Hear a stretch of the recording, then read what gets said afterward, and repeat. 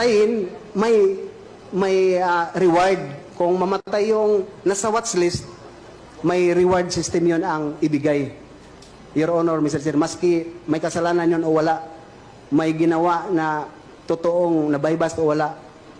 Yung informant po ay makakatanggap ng corresponding reward na in-offer ng Presidente. Magkano po daw ang ibibigay? 5 million yung drug lord talaga. Yung malalaking drug lord, 5 million ibibigay niya.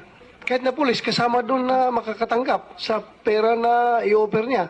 Pero sa amin naman, internal, meron kaming ibang reward system. Diyan po rin po yung reward na kanyang sinabi noon. 1 million po, tay. Pag buhay, kalahating milyon lang po. Pag lumaban, 2 million. Ano, gusto niyo patayin? Gusto niyo patayin? Patayin niyo. Puntahan niyo. Buhusan niyo ng gasolina. Yung bahay, sindihan ninyo.